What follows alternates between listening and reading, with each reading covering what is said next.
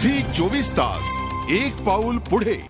प्राथमिक शिक्षक संघाचं राज्याचं त्रैवार्षिक अधिवेशन उद्या ओरोसमध्ये होतंय।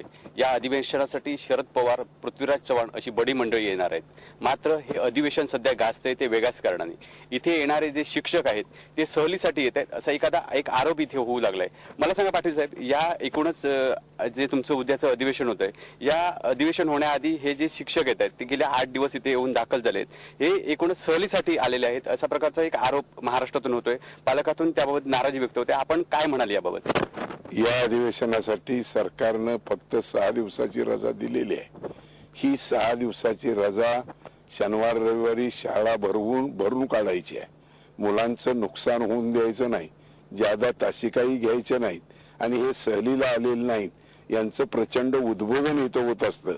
शिक्षकांना शिक्षणासंबंधीचे कायदे माहीत करून देणं, त्यांना आपल्या कर्तव्याची जाणीव देणं, त्यांना कामाला शिक्षकी पेशा पवित्र आहे, उद्याचा समर्थ भारत घडवायचा आहे, ती दिशा देणं, यासाठी हे अधिवेशन। एकूणच हे राजकीय अधिवेशन असल्यासारखं दिसतंय, काय म्हणाल तुम्ही? नाही, हे पूर्णपणे खोटं आहे। वसंतराव नाईक काँग्रेसचे मुख्यमंत्री, वसंतदादा काँग्रेसचे मुख्यमंत्री, विलासराव देशमुख काँग्रेसचे मुख्यमंत्री असं नाही आहे। मनोहर जोशी जे मंत्री होते शिवसेनेचे, ते सुद्धा आम्ही बोलावले होते।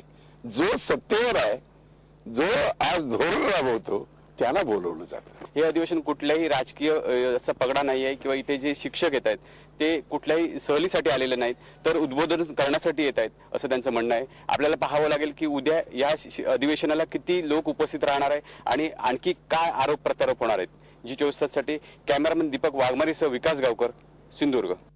झी 24 तास एक पाऊल पुढे।